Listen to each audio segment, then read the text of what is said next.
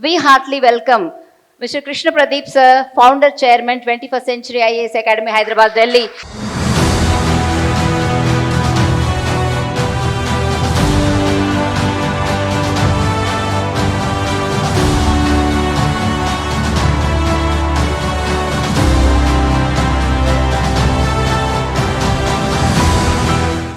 Life ఎలా ఉండబోతుంది, మేము ఎలా సెటిల్ కావాలంటే మాలో పెంచుకోవాల్సిన క్వాలిటీస్ ఏంటి, ఇవన్నీ మీకు తెలియాలి. సో ఇటువంటి ఒక ప్రత్యేకమైనటువంటి అవగాహనను పెంచడానికే ఉద్దేశించినటువంటి ఈ కార్యక్రమానికి we heartly welcome mister Krishna Pradeep sir, founder chairman 21st Century IAS Academy, Hyderabad, Delhi. వీరిని మనం ఇక్కడికి ఆహ్వానించుకున్నాం. ఈ సభకు అధ్యక్షత వహించవలసిందిగా కళాశాల ప్రిన్సిపల్ డాక్టర్ అప్పియ చిన్నమ్మ మేడం గారిని సాదరంగా ఆహ్వానిద్దాం. మన కొరకు సమాజ హితాన్ని కాంక్షించి వాళ్ళ ఖర్చులతో మన దాకా రావడానికి ఒక ప్రధాన కారణం ఉంది. ఎందుకంటే అది వారంతా కూడా మీ స్థాయి నుంచి రావడమే. అంటే గవర్నమెంట్ కళాశాలల నుంచి, గవర్నమెంట్ స్థాయిల నుంచి పైకి వచ్చినటువంటి వాళ్ళు కాబట్టి, జీవితంలో యుద్ధాలు తెలుసు కాబట్టి మీతో అవన్నీ పంచుకొని మీలో ఎటువంటి క్వాలిటీస్ పెంచుకోవాలో చెప్పడానికి మన ముందుకు వచ్చారు Krishna Pradeep sir. Thank you so much sir. So ఈ సందర్భంగా కృష్ణ ప్రదీప్ గారు యూపీఎస్సిని కాచి వడబోసినటువంటి వ్యక్తి. మార్గనిర్దేశనంలో 25 సంవత్సరాల కాలాన్ని పూర్తి చేసుకున్నటువంటి వ్యక్తి. ఇప్పుడు అశోక్ నగర్లో పెట్టినటువంటి బ్రాంచ్ శంషాబాద్కి విస్తరించి, ఇంటిగ్రేటెడ్ అకాడమీగా విస్తరించి, అక్కడి నుంచి న్యూఢిల్లీలో తమ కార్యకలాపాలను విస్తరించినటువంటి ఒక గొప్ప ఇన్స్టిట్యూట్కి ఫౌండర్ చైర్మన్గా ఉన్నటువంటి వారిని చూస్తే చాలా గర్వంగా అనిపిస్తుంది. ఎందుకంటే వారి ప్రయాణం ఒక మధ్యతరగతి బిడ్డగా మీలాగే మొదలైనటువంటి ప్రయాణం. ఆ ప్రయాణం అంచెలంచెలుగా ఇంత విస్తరించినప్పుడు మీరు చూస్తే మేము ఎందుకు చేసుకోలేము అనేటువంటి భావన కనీసం మీలో కలగాలి అన్న ఉద్దేశం కూడా మాకు అందులో పెద్ద స్వార్థం. చక్కటి మీకు కనిపించేటప్పుడు సక్సెస్ఫుల్ వ్యక్తుల యొక్క ఫ్రంట్ ఫేస్ కనిపిస్తుంది. మంచి సూటు బూటు కోటు, చక్కగా పువ్వులు అందుకుంటూ వేదికల మీద ఉపన్యసించేటటువంటి వారి ఫ్రంట్ ఫేసే కనిపిస్తుంది. కానీ వారి జీవన విధానం ఎట్లా ఉంటుంది, ఎన్ని గంటలకు లేస్తారు, ఎంత పని చేస్తారు, ఎంత ఉరుకులు పరుగులు ఉంటుంది, ఎంతెంత దూరాలు ప్రయాణిస్తారు, ఎన్ని ఒత్తిడులను ఎదుర్కొంటారు, ఎన్ని ఖర్చులను భరిస్తారు, ఎన్నిటికి తలొంచుతారు, ఎన్నిటికి ఎంతమంది తలెత్తుకునేలా చేస్తారు, ఇవన్నీ కూడా మేము వినాలనుకుంటున్నాం సార్. అంటే మాకు పుస్తకం చదివితే హౌ టు ప్రిపేర్ ఐఏఎస్ అనేది 4 వాక్యాలలో ఏమైనా దొరుకుతుందేమో, కానీ how you prepared yourself to this extent అనేది actually we want to listen from you sir. Thank you so much and I welcome mister Krishna Pradeep sir to deliver his valuable speech. Principal గారికి, అలాగే Veldanda junior కాలేజీలో నా కొలీగ్గా పనిచేసినటువంటి శ్రీనివాస్ గారికి, అలాగే neighbourhood colleague అంటే వెల్దండలో మేము జేఎల్గా పనిచేస్తున్నప్పుడు సుభాషిణి మేడం, ఆమనగల్లో జేఎల్గా పనిచేసేవారు. సో మేడంకి, మిగతా లెక్చరర్లకి అందరికీ నమస్కరిస్తూ, సో మీకు ఇచ్చిన బుక్లెట్లో ఈవెన్ ఇక్కడ కూడా ఇద్దరు వ్యక్తులు, షాహిద్ అబ్దుల్ అని ఒకరు, అదేవిధంగా ముషరఫ్ అని ఒకరు. Shahid Abdul all India 57 rank and Musharraf all India 88th rank. So ప్రత్యేకంగా వీళ్ళ గురించి ఎందుకు చెప్తున్నానంటే, అంటే ఇంకా చాలా ఫోటోలు ఉన్నాయి. Almost 21st Century IAS academy నుంచి సుమారుగా సివిల్ సర్వీసెస్, తర్వాత గ్రూప్ 1 గ్రూప్ 2 అన్నీ కలిపి 3000 మంది ఇప్పటిదాకా సెలక్షన్ సాధించారు. వీళ్ళలో ఇద్దరు గురించి ఎందుకు చెప్తున్నాను పర్టికులర్గా అంటే, వీళ్ళిద్దరూ మన జిల్లాకి సంబంధించిన వాళ్ళు, మన ఉమ్మడి మహబూబ్ నగర్ జిల్లాకి సంబంధించిన వాళ్ళు. అంటే ఈ మహబూబ్ నగర్ ఒకప్పుడు అనుకునేవారు ఏంటంటే అక్షరాస్యత తక్కువ, అలాగే మైగ్రేషన్ ఎక్కువ, ఇటువంటి పరిస్థితులు ఉండేవి. బట్ ఇప్పుడు అదంతా రివర్స్ అయ్యి అభివృద్ధి చెందుతున్నటువంటి జిల్లాలలో ఒకటిగా ఇది ఎమర్జ్ అవుతుంది. అటువంటి జిల్లా నుంచి వచ్చినటువంటి ఈ అభ్యర్థులు ఇద్దరు. అంటే యూజువల్గా మీరు చాలామంది అనుకుంటారు మేము ఐఏఎస్ అవ్వగలమా, మేము ఐపీఎస్ అవ్వగలమా అని. ఇప్పుడు ఈ ఫోటోల్లో ఉన్న వాళ్ళందరూ, ఆ పిల్లలందరూ, ఆ స్టూడెంట్స్ అందరూ, ఆస్పిరెంట్స్ అందరూ మనలాగే ఒకప్పుడు అక్కడ కూర్చొని ఒకే తల, 2 చేతులు, 2 కాళ్ళు, ఇంతే, ఇంకేం లేదు. మామూలుగా మనలాంటి వాళ్ళే వీళ్ళందరూ. వీళ్ళకి అసాధారణమైనటువంటి శక్తులు ఏమీ లేవు. సూపర్ మ్యాన్ కాదు వీళ్ళు, బ్యాట్మ్యాన్ కూడా కాదు, స్పైడర్ మ్యాన్ కూడా కాదు. Common man, average human beings, సగటు వ్యక్తులు మనలాగా మామూలుగా ఒక 60% డిగ్రీలో వస్తే చాలు అనుకున్నటువంటి వ్యక్తులు. వాళ్ళు సాధించడం జరిగింది, ఐఏఎస్ సాధించడం జరిగింది. ఇది దేశంలోనే అత్యంత, ఇన్ఫ్యాక్ట్ ప్రపంచంలోనే అతి క్లిష్టమైన పరీక్షల్లో మూడో అతి క్లిష్టమైన పరీక్ష అని అంటారు. అండ్ ఇండియాలో ఇది మోస్ట్ డిఫికల్ట్ ఎగ్జామినేషన్. మరి ఇటువంటి ఎగ్జామ్ మనం రాయగలమా, ఇది పాస్ కాగలమా అనే డౌట్ ఉంటుంది చాలామంది. కానీ అటువంటి డౌట్లు ఏమీ అక్కర్లేదు. ఎందుకంటే ఆ సాధించిన వాళ్ళు, సివిల్ సర్వీస్ సాధించిన వాళ్ళు, ఐఏఎస్ అయిన వాళ్ళు, వీళ్ళేమీ అసాధారణ వ్యక్తులు కాదు, మనలాగే నార్మల్ పీపుల్, గవర్నమెంట్ కాలేజీలో చదువుకున్న వాళ్ళే.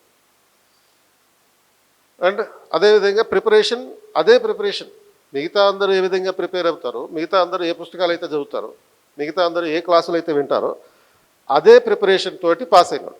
కాకపోతే తేడా ఏంటి అంటే కంపల్సరీగా కొన్ని కమిట్మెంట్స్ మనం ఇక్కడ పాటించాల్సినటువంటి అవసరం ఉంది. చాలామంది స్టూడెంట్స్ ఐఏఎస్ ఎలా ప్రిపేర్ అవ్వాలని అడుగుతుంటారు. ఒకసారి నువ్వు ప్రిపరేషన్ మొదలుపెట్టిన తర్వాత ఆటోమేటిక్గా నీకు ప్రిపరేషన్ విధానం తెలిసిపోతుంది. దాని గురించి నేను ప్రత్యేకంగా వచ్చి చెప్పక్కర్లేదు. మరేంటి ఇప్పుడు నేను ఏ పర్పస్ కోసం వచ్చాను అంటే ఐఏఎస్ ఎందుకు ప్రిపేర్ అవ్వాలి అనేటటువంటి విషయం మీతో షేర్ చేసుకుందామని వచ్చాను. మనకి సాధ్యం అవుతుందా లేదా అనేటటువంటి డౌట్లు ఏమైనా ఉంటే అవన్నిటినీ ఎలిమినేట్ చేయడానికి వచ్చాను. ఎందుకంటే ప్రతి ఒక్కరికి ఇది సాధ్యమే, కాకపోతే ఒక కన్సిస్టెన్సీ ఉండాలి. నీ ప్రిపరేషన్లో కన్సిస్టెన్సీ ఉండాలి. కన్సిస్టెన్సీ అంటే ఏంటి? నిరంతరంగా ఒక యావరేజ్ ప్రాసెస్లో కష్టపడేటటువంటి తత్వం ఉండాలి. అండ్ రెండోది కమిట్మెంట్ ఉండాలి. అంటే ఇప్పుడు మీకు పోకిరి సినిమా గుర్తుండుంటే ఒక్కసారి కమిట్ అయితే నా మాట నేనే విన్నట్టు. అంటే అసలు ఇక ఒకసారి నువ్వు కనుక ఐఏఎస్ ప్రిపేర్ అవుదాము అని చెప్పి కమిట్ అయితే అసలు నీ మాట వినకూడదు, ఎవరి మాట వినకూడదు. దాని మీదనే నీ ఫోకస్ అంతా ఉండాలి, ఇంకా దాని నుంచి డీవియేషన్ కాకుండా. సో ఈ కన్సిస్టెన్సీ, కమిట్మెంట్ అండ్ తర్వాత క్లారిటీ కావాలి. మూడోది ఏం క్లారిటీ? Goal clarity. అంటే నీ లక్ష్యం పట్ల స్పష్టత కావాలి. లక్ష్యం పట్ల స్పష్టత అంటే ఏంటి అంటే అసలు ఎందుకు నేను ఎవరి కోసం ఐఏఎస్ అవదలుచుకున్నాను, ఎందుకు అవదలుచుకున్నాను. చాలామంది వాళ్ళ పేరెంట్స్, మా పేరెంట్స్ కోసం, మా పేరెంట్స్ కన్న కళల కోసం నేను ఐఏఎస్ అవదలుచుకున్నానని చెప్తారు. తర్వాత కొంతమంది patriotism will motivate them to become an IAS officer, అంటే దేశభక్తి. ఇంకొంతమంది ఈ పేరెంట్స్ పేట్రియాటిజం కాకుండా పవర్ కోసం నేను ఐఏఎస్ అవదలుచుకున్నట్టు. అండ్ ఈ కాకుండా ప్రెస్టేజ్ నాలుగోది. ఇప్పుడు నేను చెప్పిన 4 అంశాల్లో కామన్గా ఏదైనా కనపడిందా మీకు?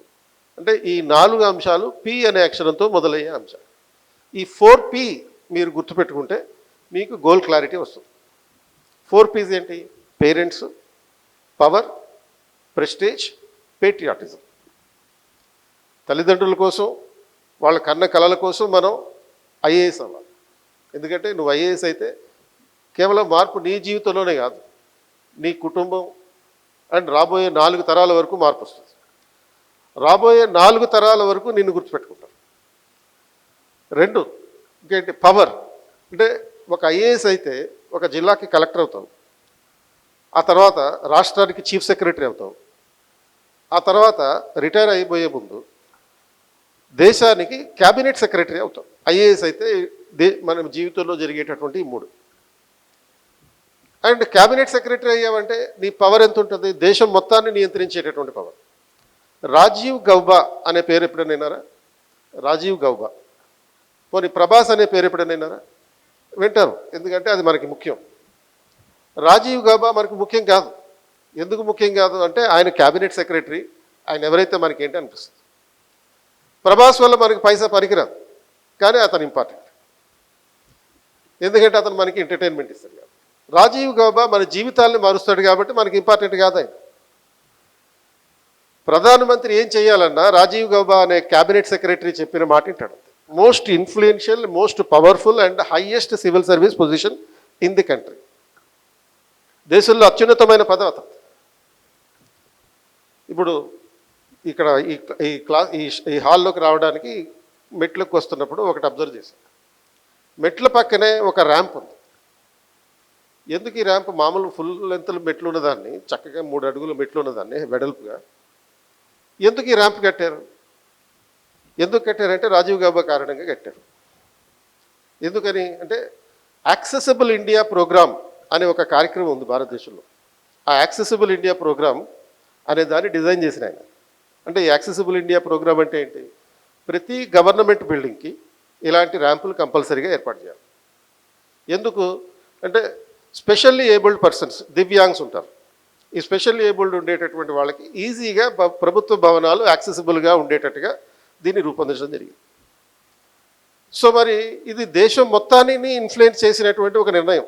ప్రధానమంత్రి దానికి పేరు పెట్టి ఈ యాక్సెసిబుల్ ఇండియా అని పేరు పెట్టి దాన్ని అనౌన్స్ చేయడం జరుగుతుంది. అంతే. ప్రధానమంత్రికి ఈ ప్రోగ్రాం ఇలా ఉండాలి, ఏ విధంగా ఈ ప్రోగ్రామ్ని ఇంప్లిమెంట్ చేయాలి అని చెప్పడానికి ఇలాంటి అధికారులు ఉంటారు.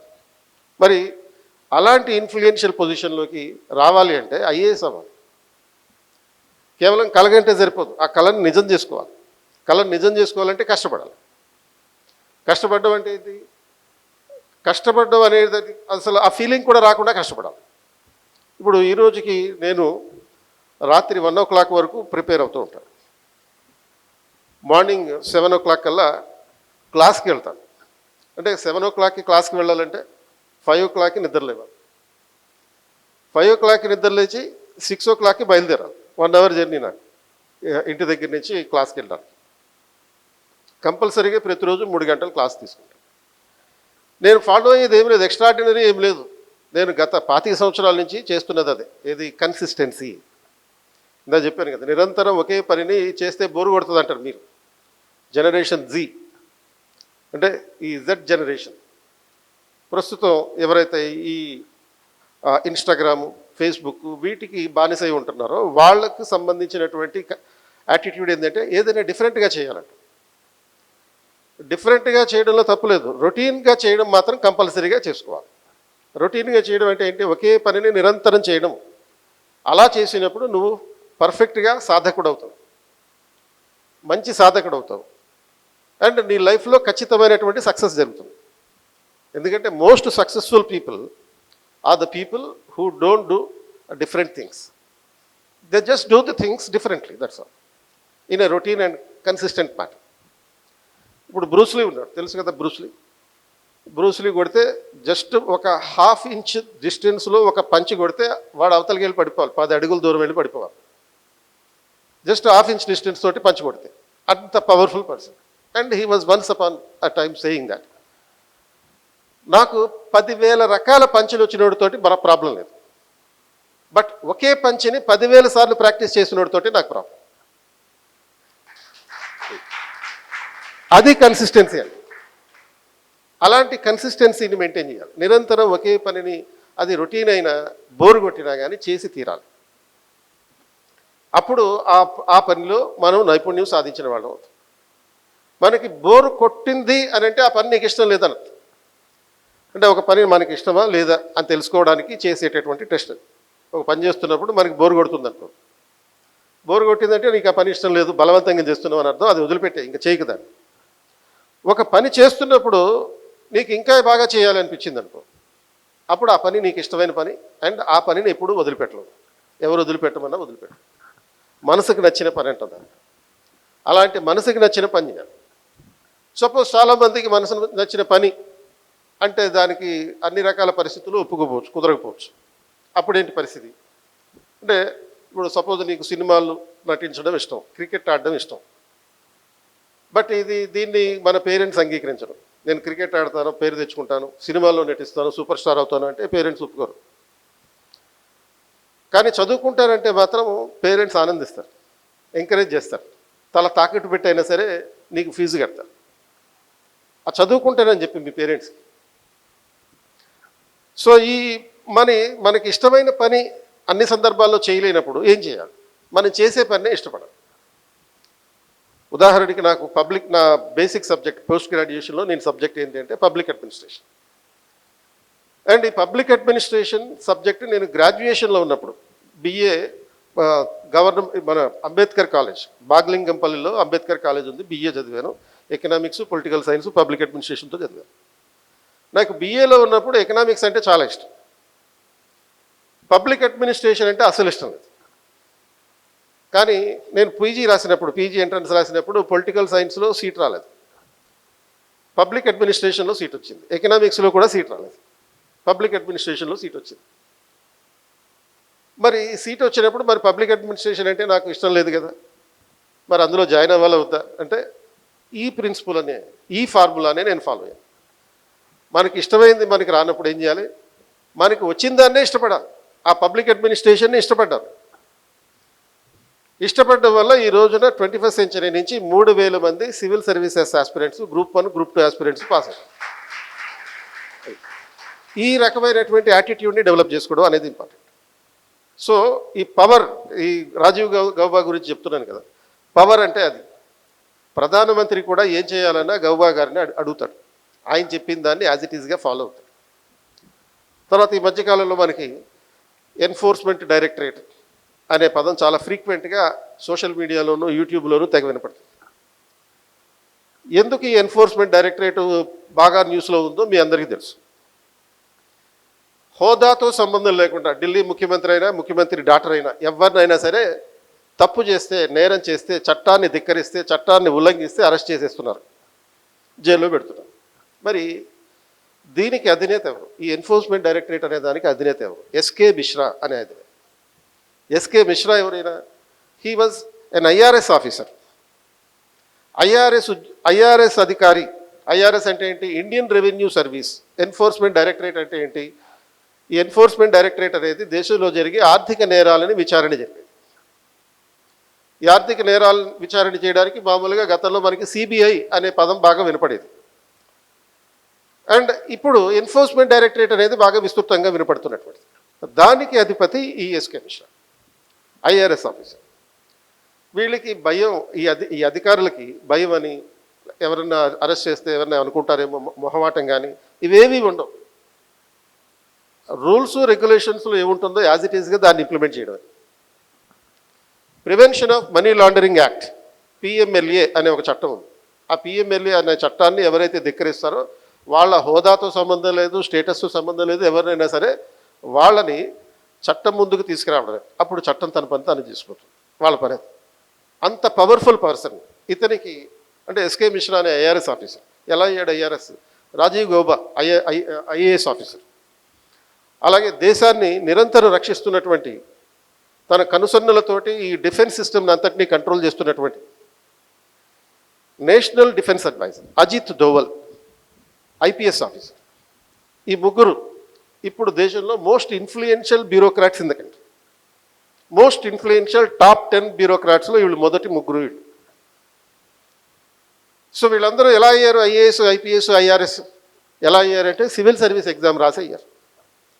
వీళ్ళు కూడా ఒకప్పుడు ఇలాగే బిఏ చదువుకున్న వాళ్ళు, ఈ ముగ్గురు కూడా బిఏ చదువుకుని, బీకామ్ చదువుకుని సివిల్ సర్వీస్ ఎగ్జామ్ రాసి, ఈ ఒకళ్ళేమో ఐఏఎస్ అయ్యారు, ఇంకొకళ్ళేమో ఐపీఎస్ అయ్యారు, ఇంకొకళ్ళు ఐఆర్ఎస్ అయ్యారు.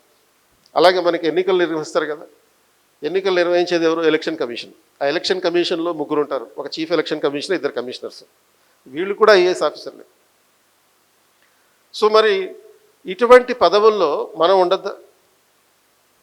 ఇప్పుడు మనం అందరం కూడా మ్యాక్సిమం మిడిల్ క్లాస్ ఫ్యామిలీకి సంబంధించిన వాళ్ళం. నేను కూడా చిన్నప్పుడు స్కూల్కి వెళ్ళడానికి, కాలేజీకి వెళ్ళడానికి సిటీ బస్ ఎక్కి వెళ్ళేవాడు. సిటీ బస్సులో జనరల్ పాస్ అని ఉండేది, ఒకటేమో రూట్ పాస్ అని ఉండేది. రూట్ పాస్ అంటేనేమో ఇంటి దగ్గర నుంచి స్కూల్కి, జనరల్ పాస్ అంటేనేమో నగరంలో ఎక్కడైనా తిరగచ్చు. ఫుట్బోర్డు మీద ప్రయాణం చేసాము, రన్నింగ్ బస్సులు ఎక్కాము, రన్నింగ్ బస్సులు దిగాము. ఏదైనా సరే అల్టిమేట్గా ఏంది, మన ఫైనాన్షియల్ బ్యాక్గ్రౌండ్ ఏంటి, ఎకనామిక్ బ్యాక్గ్రౌండ్ ఏంటి అంటే మనం మిడిల్ క్లాస్ ఫ్యామిలీస్. మరి మిడిల్ క్లాస్ ఫ్యామిలీస్ కానీ ఎప్పటికీ ఉండిపోదామా? నువ్వు మిడిల్ క్లాస్ ఫ్యామిలీలో పుట్టడం నీ తప్పు కాదు, పేదవాడిగా పుట్టడం నీ తప్పు కాదు. బట్ పేదవాడిగా మిగిలిపోదాం అనుకోవడం మాత్రం నీ తప్పు.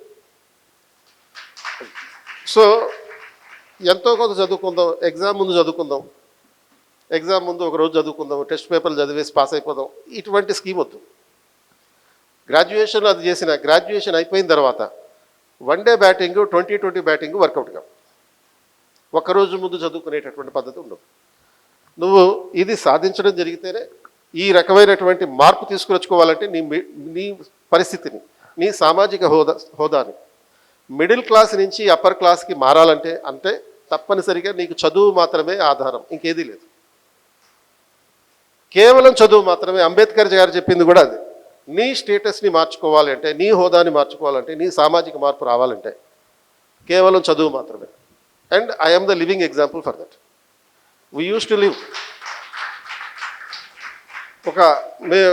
నేను, మా తమ్ముడు, మా పేరెంట్స్ నలుగురు సింగిల్ రూమ్లో ఉండేవాళ్ళు. ఒకటే రూమ్. ఇప్పుడు మేము స్కూల్లో కానీ డిగ్రీ కాలేజీలో ఉన్న కాలేజీ వరకు కూడా ఒకటే రూమ్లో ఉండేవాళ్ళు.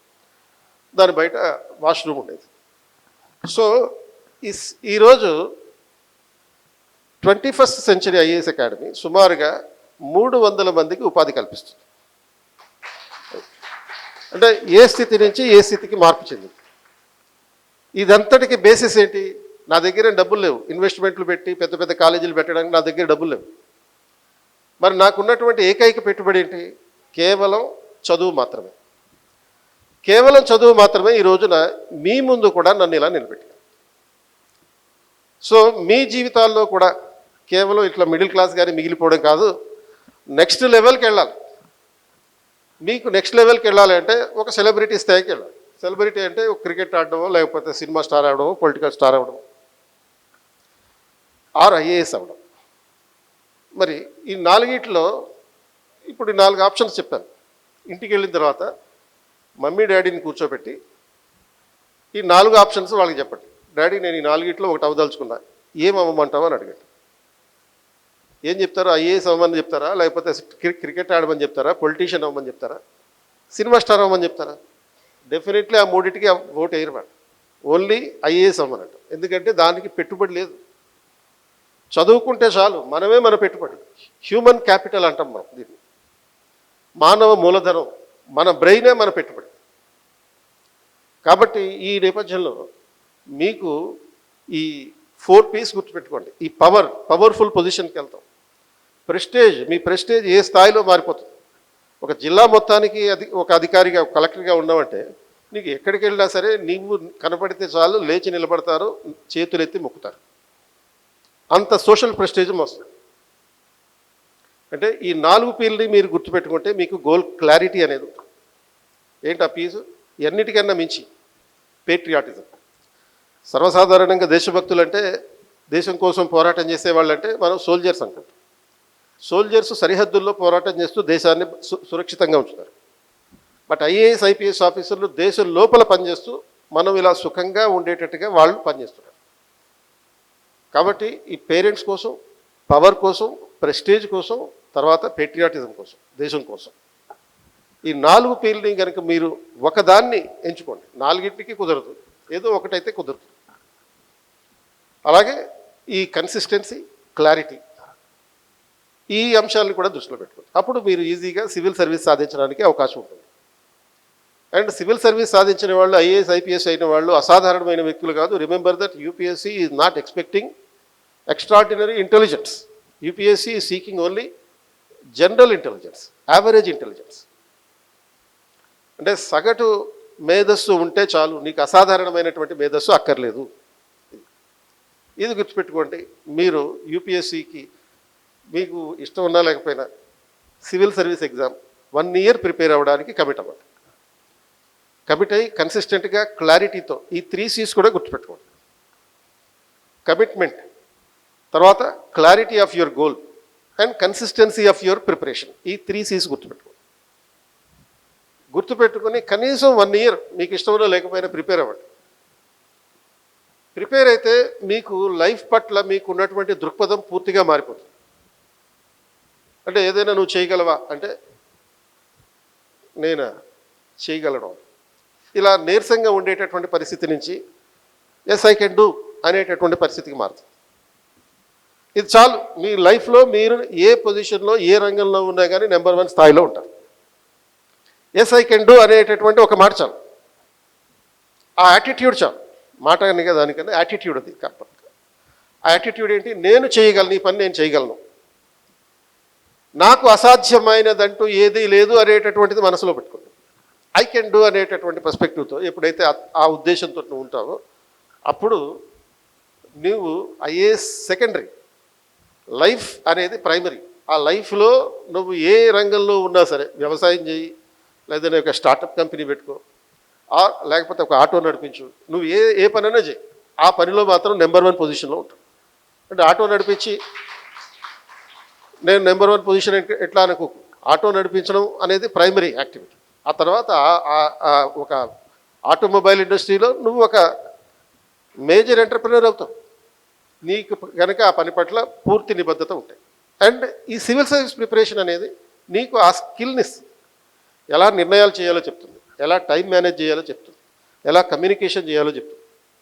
కమ్యూనికేషన్ అంటే ఇంకొక ఆస్పెక్ట్ కూడా, నా పర్సనల్ విషయం ఒకటి, నాకు ఆల్మోస్ట్ పోస్ట్ గ్రాడ్యుయేషన్ అయ్యేంత వరకు కూడా నాకు స్టేజ్ ఫియర్ ఎక్కువ. స్టేజ్ ఫియర్ అంటే స్కూల్లో కానీ కాలేజీలో కానీ ఈ డిబేట్ కాంపిటీషన్లు, స్పీచ్లు ఇటువంటివి ఉంటాయి కదా, ఎప్పుడు పెట్టినా కానీ నేను పార్టిసిపేట్ చేసేవాడిని కాదు. టీచర్లు అనేవారు, లేకపోతే ఫ్రెండ్స్ అనేవారు, నువ్వెందుకు పార్టిసిపేట్ చేయమంటే ఆ స్టేజ్ ఎక్కాలంటేనే భయం అని. కానీ ఇప్పుడు కూడా ఆ స్టేజ్ ఫియర్ ఉంది, కాకపోతే నన్ను చూసి పబ్లిక్ భయపడాలి. అటువంటి పరిస్థితికి మార్పు, అంటే ఒక స్టేజ్ ఫియర్ అనే పరిస్థితి నుంచి ఇంట్రోవర్ట్ అనే పరిస్థితి నుంచి, ఆ ఇంట్రోవర్ట్ నుంచి ఇప్పుడు ఇన్ఫ్లుయెన్సర్గా ట్రాన్స్ఫర్మేషన్ సాధించడం జరగడానికి కారణం ఏంటి అంటే సివిల్ సర్వీస్ ప్రిపరేషన్, ఇంకేది కాదు. సో ఈ స్టేజ్ ఫియర్ అనే పరిస్థితి నుంచి పబ్లిక్ని ఫియర్ చేయించేటటువంటి పరిస్థితికి మారింది ఇప్పుడు పరిస్థితి. కాబట్టి సివిల్ సర్వీస్ ప్రిపరేషన్ అనేది మీకు కమ్యూనికేషన్ స్కిల్ని ఇస్తుంది, డెసిషన్ మేకింగ్ స్కిల్ని ఇస్తుంది, మోటివేషనల్ స్కిల్ ఇస్తుంది. సెల్ఫ్ మోటివేషన్ అనేది అన్నిటికన్నా ఇంపార్టెంట్. ఎవరినో మోటివేట్ చేయడం కాదు, మనంతటా మనం మోటివేట్ చేసుకోవాలి ఫస్ట్. ఎందుకంటే నువ్వు ఎక్స్టర్నల్ మోటివేషన్ అనేది టెంపరీ. ఇప్పుడు నేను ఒక అరగంట చెప్పి నేను మోటివేట్ చేసి ఐఏఎస్ ప్రిపేర్ అవ్వని చెప్పి నేను వెళ్ళిపోతాను. వెళ్ళిపోయిన తర్వాత బయటికి రాగానే నువ్వు ఈ క్లాస్ రూమ్లో ఉన్నప్పుడు ఏమవుతావు, ఒక బల్జ్ అవుతావు, బెలూన్ లాగా ఉప్పుతావు, నేను ఐఏఎస్ అయిపోతా అని చెప్పి. బట్ క్లాస్ రూమ్లో నుంచి బయటకు వెళ్ళగానే ఆ మొత్తం మోటివేషన్ అంతా పోతుంది. అంటే external motivation is only temporary, internal motivation అనేది ఇంపార్టెంట్. మనంతట మనం ఏ విధంగా ఈ గోల్ని సాధించడానికి మోటివేట్ అయ్యి ఉండాలి అనేది కూడా సివిల్ సర్వీస్ ప్రిపరేషన్ నీకు నేర్పిస్తుంది. అందుకే కొంతమంది మొదటి ప్రయత్నంలో రాదు, సెకండ్ అటెంప్ట్లో రాదు, థర్డ్ అటెంప్ట్లో రాదు, ఫోర్త్ అటెంప్ట్లో కూడా రాదు. గోపాలకృష్ణ రోణంకి శ్రీకాకుళం తెలుగు మీడియంలో సివిల్ సర్వీస్ ఎగ్జామ్ రాశాడు. 2016లో ఆల్ ఇండియా 3వ ర్యాంక్ కొట్టాడు. Can you imagine? All India 3వ ర్యాంక్. ఎన్నో అటెంప్ట్లో కొట్టి ఉంటాడో మీకు తెలుసా? 11వ అటెంప్ట్లో కొట్టాడు. 11 సంవత్సరాలు ప్రిపేర్. అటువంటి కన్సిస్టెన్సీ ఇంపార్టెంట్. సో ఈ నిరంతరంగా ప్రిపేర్ అవ్వడం, గోల్ క్లారిటీ ఉండడం, ఈ అంశాలన్నిటి నేపథ్యంలో మనకి ఈ సివిల్ సర్వీస్ ప్రిపరేషన్లో ఎవరైనా సరే సివిల్స్ సాధించవచ్చు అనేటటువంటిది గుర్తుపెట్టుకోండి. Right? If you have any questions, I will take 2 questions, a couple of questions. ఎవరికైనా డౌట్ ఏమైనా ఉంటే అడగండి, because I have to go to another place. So madam అన్నట్టుగా ఈ silly question or serious question అనే తేడా లేదు. Silly questions will receive serious replies. నీ డౌట్ ఎంత సిల్లీగా ఉంటే నీకు రాబోయేటటువంటి సమాధానం అంత సీరియస్గా ఉంటుంది. అది మొత్తం దేశానికి ఉపయోగపడేటటువంటి సమాధానం కూడా కావచ్చు. కాబట్టి ఇది సిల్లీ, సీరియస్ అనేటటువంటిది ఏం లేదు. ఏ క్వశ్చన్ అన్నా అడగండి.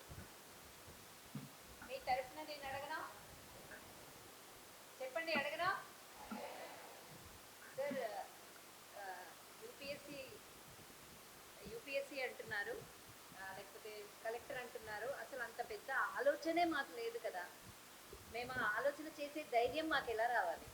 ఇది ఫస్ట్ క్వశ్చన్ సార్. మా పిల్లలకి అవుతారు కదా, మేము ఐఏఎస్ అవుతామంటే ఎవరైనా.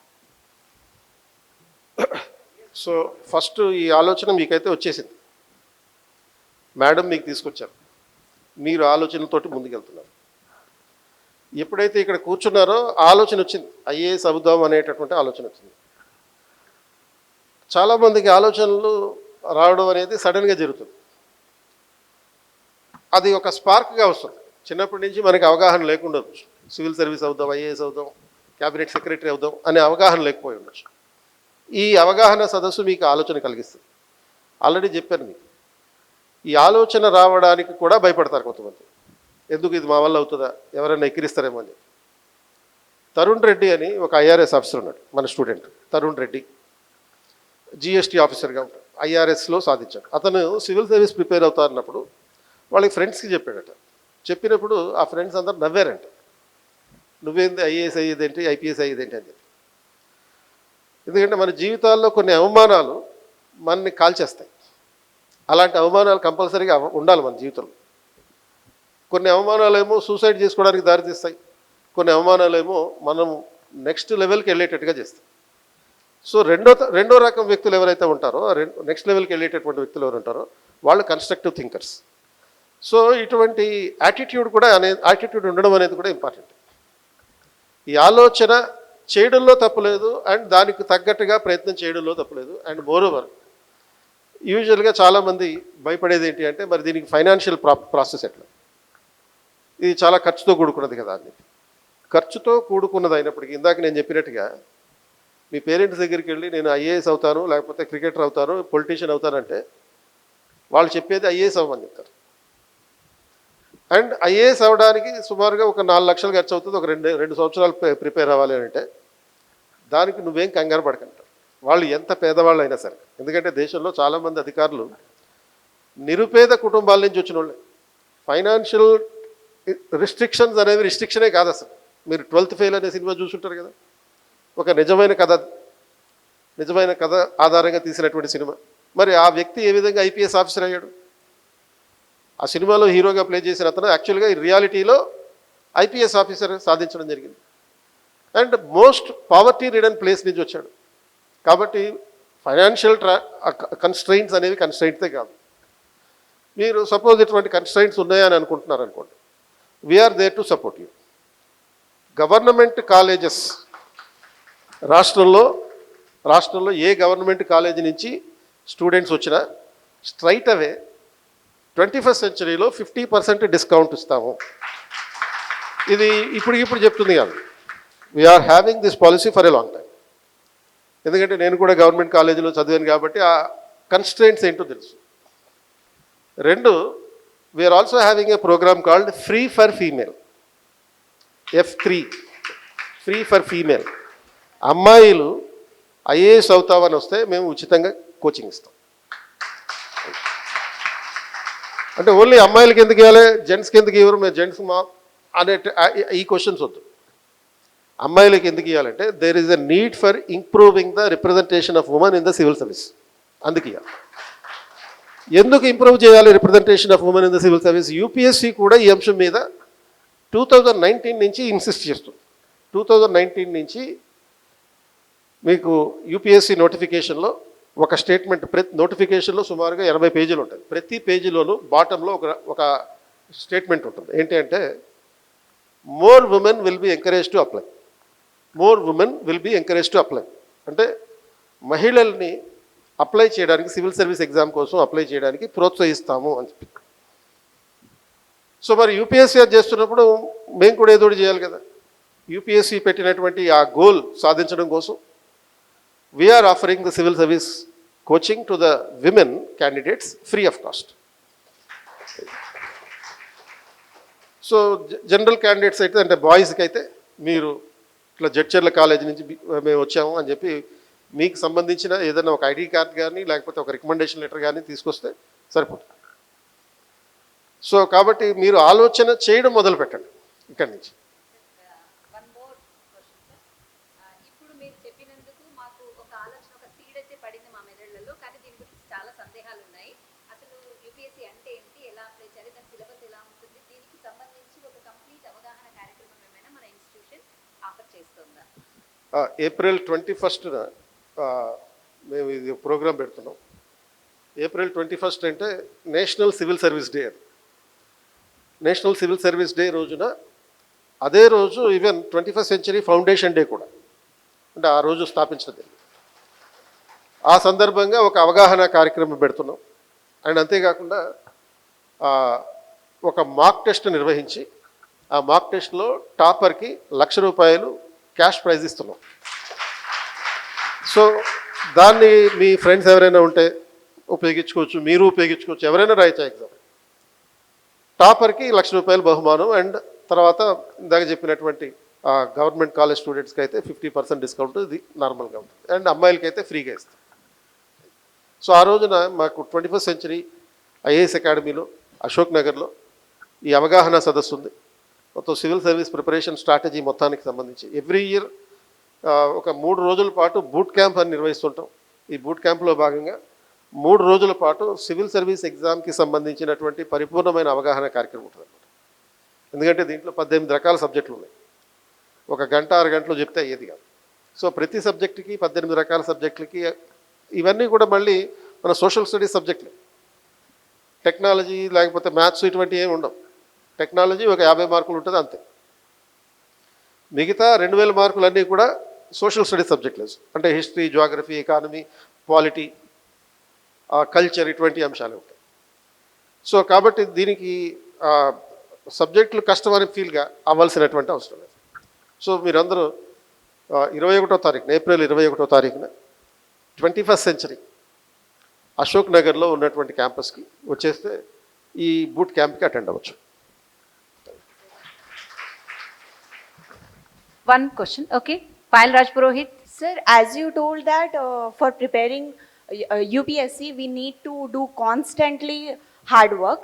అయితే నా క్వశ్చన్ ఏంటి అంటే సార్, హార్డ్ వర్క్ చేసేటప్పుడు ఎన్ని ఇయర్స్ పడుతుంది మనం చెప్పలేము. పేషెన్సీ కూడా దాంతో పాటు ఉండాలి. పేషెంట్గా మేము ఉంటాం, కానీ how to make family patient, like అలాంటి సిచ్యువేషన్లో మేము ఎట్లా ఓవర్కమ్ చేయాలి. ఎప్పుడైతే ఫ్యామిలీ ఈజ్ ఫీలింగ్ లైక్ వీళ్ళు ఏమన్నా చేయగలుగుతారా, లేదంటే కాన్స్టెంట్గా జస్ట్ ప్రిపేర్ అవుతున్నారా, ఏమన్నా సాధ్యం అవుతుందా కాదా, అలాంటిది పరిస్థితిలో ఏం చేయాలి sir? So this is the most frequently faced issue among the students, how to face the family. ఎందుకంటే మన ఫ్యామిలీ చాలా మంచిది యాక్చువల్గా, మన పక్కింటి వాళ్ళు మంచోళ్ళు కాదు. ఎందుకంటే మన పేరెంట్స్కి మనం పోషించడానికి మనం ప్రిపేర్ అవుతుంటే డబ్బులు ఇవ్వడానికి వాళ్ళకి ఏమి ఇబ్బంది ఉండదు. బట్ పక్కింటి వాళ్ళు, వేలు విడిచిన మామయ్య, కాలు విడిచిన బాబాయ్, వీళ్ళు తట్టుకోలేరు. ఇంకా మీ అమ్మాయి ఐఏఎస్ అంటే కదా, ఎప్పుడు చదువుతుంది, ఇంకెప్పుడు అవుతుంది అని అడుగుతుంటారు. అది తట్టుకోలేక మీ పేరెంట్స్ మన మీద ప్రెషర్ పెడుతుంటారు. నేను ఒక ఆస్పెక్ట్ ఏంటంటే 2 అంశాలు ఇక్కడ ఆల్రెడీ దీని గురించి ఈ స్పీచ్లోనే చెప్పాను. ఒకటేంటి, మనం హార్డ్ వర్క్ అనేటటువంటిదే మైండ్లోకి రాకూడదు. ఒక పని మనం చేస్తున్నప్పుడు మనకి ఇష్టం లేకపోతే అది హార్డ్ వర్క్గా ఫీల్ అవుతుంది. ఇష్టం అంటే అది హార్డ్ వర్క్ కాదు, ఇంకా చేయాలనిపిస్తుంది. సో అట్లా ఇష్టపడి చేసాడు ఆ పని ఇంటర్నలైజ్ చేసుకోవాలి. మనం చేసే ప్రిపరేషన్ అంతా ఇంటర్నలైజ్ చేసుకోవాలి. ఇంటర్నలైజ్ చేసుకోవడం అంటే ఏంటి, ఆవాహన చేసుకోవాలి. అంటే మనం ప్రతిరోజు మార్నింగ్ లేవగానే బ్రేక్ఫాస్ట్ తింటాం, మధ్యాహ్నం ఏమో లంచ్ తింటాం, సాయంత్రం ఏమో డిన్నర్ తింటాం, అండ్ నైట్కి పడుకుంటాం. ఇది మొత్తం రొటీన్గా జరిగిపోతుంది. ఈ ప్రాసెస్ జరుగుతున్నప్పుడు కష్టపడుతున్నట్టుగా మనకి ఏమైనా అనిపిస్తుందా? బ్రేక్ఫాస్ట్ కష్టపడి తినాలా, లంచ్ కష్టపడి తినాలా, బిర్యానీ కష్టపడి తినాలా అన్నట్టుగా అనిపించదు. అది ఇష్టం చేసుకుంటుంది. సో కాబట్టి అది ఇంటర్నలైజ్ అయిపోయింది. అలాగే మన ప్రిపరేషన్ కూడా ఇంటర్నలైజ్ అయిపోవాలి. అది కష్టం అనిపించకూడదు. 2, ఇలా మనం ఆ ప్రాసెస్ని ఎంజాయ్ చేసేటప్పుడు డెఫినెట్లీ మన పేరెంట్స్ దానికి అబ్జెక్షన్ పెట్టరు. ఎందుకంటే నీ ప్రాసెస్ కనపడుతుంది, అంటే నువ్వు చదువుతున్నావు, నీ ప్రిపేర్ అవుతున్నావు అనేది కనపడుతుంది. కాబట్టి పేరెంట్స్ ఎప్పుడూ కూడా మనని అల్టిమేట్ రిజల్ట్ గురించి ఫోకస్ చేయరు. ఇప్పుడు అబ్బాయిల తల్లిదండ్రులు అబ్బాయిల్ని తిడుతుంటారు, ఎప్పుడు చదువు పాస్ అవ్వు ఇటువంటివి అన్నీ తిడుతుంటారు. ఎందుకంటే ఆ ప్రాసెస్ కనపడట్లేదు, వాళ్ళకి చదువుతున్నట్టు కనపడలేదు, ఇంట్లో ఉన్నట్టు కనపడటం, ఎప్పుడు బయటే ఉన్నట్టు కనపడతాం, టైం వేస్ట్ చేస్తున్నట్టు కనపడతాం, వాడి కెరీర్ ఏమైపోతుందని చెప్పి భయంతో వాళ్ళు తిడతారు తప్ప, నువ్వు కనుక వాళ్ళకి నీ ప్రిపరేషన్ కనుక సరిగ్గా ప్రాసెస్ చూపించగలిగితే డెఫినెట్లీ ఏ పేరెంట్ కూడా దానికి అబ్జెక్షన్ పెట్టడు. ఇంకా కంగారు పడతారు, ఇంత ప్రిపేర్ అయిపోతున్నాడు, మానసికంగా మెంటల్గా సైకలాజికల్గా బ్యాలెన్స్గా ఉంటాడా లేదా, మతిపోతుందేమో అలా భయపడతారు తప్ప ఇంక నువ్వు ఆపేయి, ఇంకెప్పుడు అవుతావు నువ్వు ఐఏఎస్, ఇది ఉండదు. సో మేజర్గా మనం ఇంకో రెండో పాయింట్ ఏంటంటే చేయాల్సింది, don't declare to the society that you are preparing for the civil service. అంటే ఈ సమాజానికి చెప్పొద్దు. ఫస్ట్ ఓన్లీ మీ పేరెంట్స్కి చెప్పండి, మీ పేరెంట్స్ని మిగతా వాళ్ళకి ఎవరికి చెప్పొద్దని చెప్పండి. అప్పుడు ఆ పక్కింటి వాళ్ళ నుంచి లేకపోతే మన చుట్టాల నుంచి ఈ జలసీ ఫీల్ అయ్యేటటువంటి చుట్టాల నుంచి మనకి ప్రెజర్, మన పేరెంట్స్కి ప్రెజర్ ఉండదు, పేరెంట్స్కి ప్రెజర్ లేనప్పుడు మన మీద కూడా ప్రెజర్ ఉండదు. So thank you, thanks for this opportunity. మీరందరూ కూడా ఒకసారి ఈ ఆలోచన మళ్ళీ ఇంటికి వెళ్ళి మీ పేరెంట్స్తో చేయండి. మీరొక్కరే కాకుండా మీ పేరెంట్స్ తోటి ఈ ఆలోచన చేయండి. All the best. ఇంత దూరం శ్రమ కోర్చి మన కొరకు వచ్చినటువంటి సార్కి ఒక చిన్న చిరు సత్కారం మన తరపు నుంచి, మన స్టాఫ్ అండ్ స్టూడెంట్స్ తరపు నుంచి చేయాల్సిందిగా ప్రిన్సిపల్ మేడంని ఆహ్వానిద్దాం. సార్ వాటర్ తీసుకోండి సార్, తీసుకో.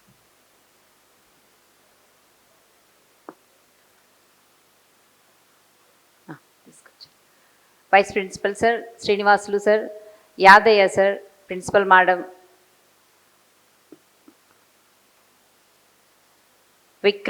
విక్రమ్ పేరు రాదబ్బా నాకు, విక్రమ్.